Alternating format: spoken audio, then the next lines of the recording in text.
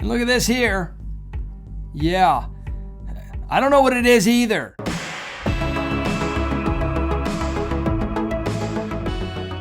Howdy, y'all. I'm Brylan. So Rand Paul released his Festivus 2024 report where he tracked government spending, the government spending your money over the course of 2024. And he tracked over $1 trillion that the government spent. That's trillion with a And in this video, I want to show you just some of the most insane things that our government spent $1 trillion of our money on.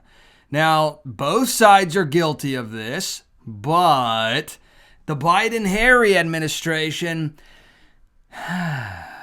I will air my grievances towards big spenders of both parties.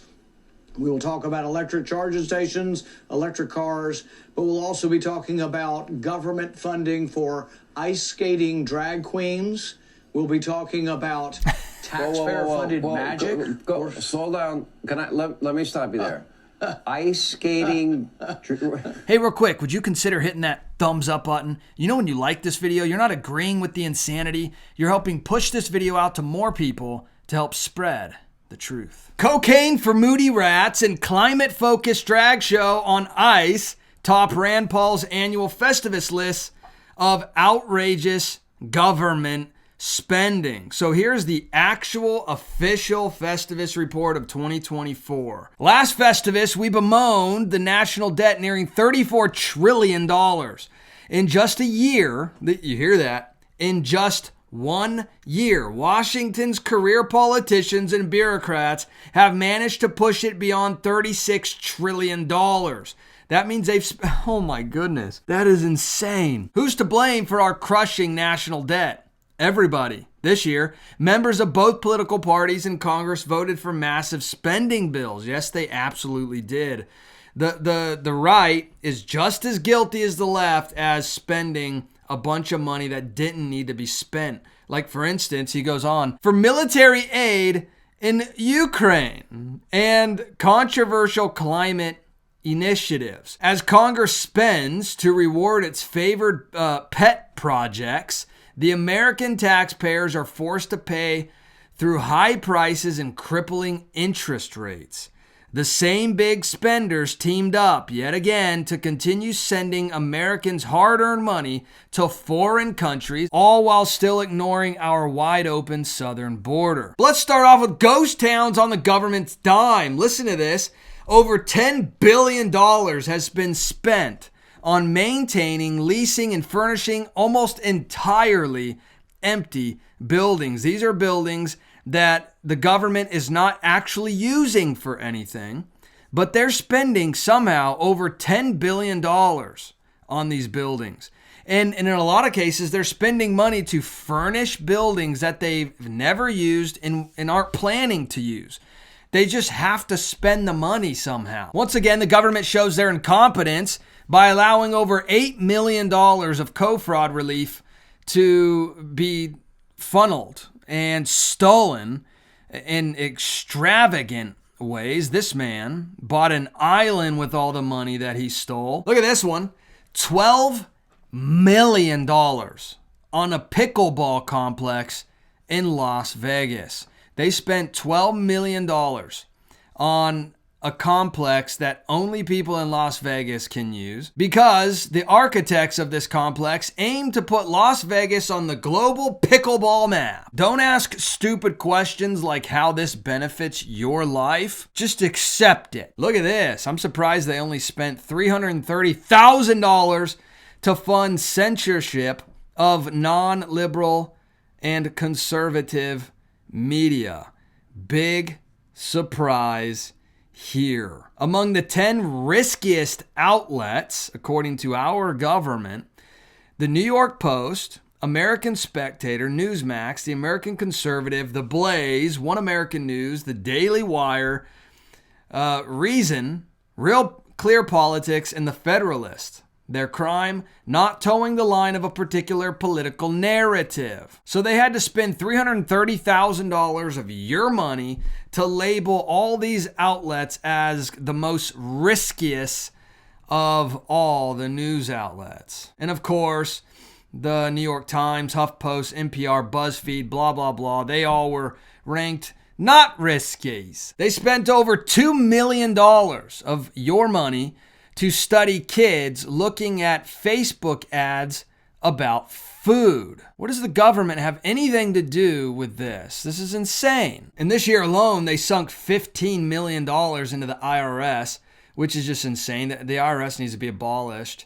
And hopefully they are in the Trump administration with Doge. But they literally paid $15 million to make, well, it says it right here, the IRS into an unconstitutional force, which is exactly what they are. Look at this, $419,000, almost $500,000 to determine if lonely rats seek out cocaine more than happy rats. And you know how all these car companies are abandoning their electric vehicle push initiative thingies? You know, that just insane just look up how many electric cars are sitting on lots. How many electric cars have been just abandoned by these manufacturers? And $15.5 billion went to push Americans toward electric vehicles that they don't want. Over $15 billion just to have all of these car manufacturers just abandon this insane push. Never should have been there. Look at this. This is insane. The Department of State spent almost $5 million on influencers in the Ukraine. Now, this is insane. Despite American taxpayers providing nearly $174 billion in aid and military assistance to Kiev, they still had to send another almost $5 million to try to train influencers in Ukraine. Gee, I wonder why they're having to do that. It has nothing to do with propaganda, we assure you. The government also spent $365,000 to promote circuses in city parks. They could have saved this money and just had a politician go stand in a city park near them. Look at this. The Department of State spent $3 million on girl-centered climate action in Brazil. This is one of the most insane things I've ever seen or heard. The National Science Foundation spent $288,000 to ensure birdwatching groups have safe spaces, or AKA affinity groups. They're literally taking... This is insane. Apparently they had to take $300,000 with the goal to ensure that bird-watching communities are more inclusive. You know, I have been thinking that bird-watching has been getting a little violent lately. It's not like the old days where you could just go out and watch birds. You know, it's really been bird watching has been getting a bad name lately. I think it's well deserved. This is a fun one. Look at this. Over $892 billion in interest on Uncle Sam's credit card. Yay! This administration did think it was important to spend money on the border, okay? Never forget that. All the misinformation and things, they cared about the border. On the Paraguayan border, this one should anger literally everybody. But there was almost $11 million spent on Orwellian cat experiments. Look at this. Researchers at the University of Pittsburgh sliced open the backs of male cats to expose their spinal cords and then inserted electrodes, which fired off electric shocks while the incision was still open to make the cats have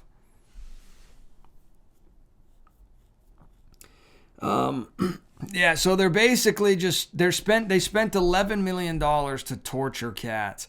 And there's other things that they did to these cats that I'm not sure I can even talk about. And look at this here. Yeah. I don't know what it is either. But another use of our money was $10,000 given to ice skating drag queens. The so-called Beards on Ice show features polar bears, drag queens. The hopes to bring climate awareness to anyone attending the performance. These people are insane. You know, I got a lot of problems with big spenders in both parties. And here's the thing, everywhere you look, you find more of this stuff. $1 trillion. That means we found a lot of waste. But it's everywhere. It's in all the big departments, in the Department of State. It's in NIH. It's in the National Science Foundation. And people wonder, why does it exist every year? We have this Department of Doge. Are they going to be able to get rid of it? Well, the only way to get rid of it is to spend less money. So if you give the National Science Foundation $4 billion one year, and then you increase it to $8 billion, it doesn't take a rocket scientist to understand that you're going to get more waste, not less. Real quick, look at this with me. This is Proverbs chapter 3. Look at verse 3 here. Do not let loving kindness and truth forsake you. Bind them around your neck. Write them on the tablet of your heart, so you will find favor and good insight in the eyes of God and man. Trust in Yahweh with all your heart, and do not lean on your own understanding. In all your ways acknowledge him, and he will make your paths straight. Now, loving kindness here is a tenderness and a consideration of others. Do not let a tenderness for others, a consideration for others, a deep loving kindness and truth forsake you. Bind them around your neck. Now we see in Exodus chapter 34 here, God actually uses these exact same words to describe his character. Look at this in verse 6.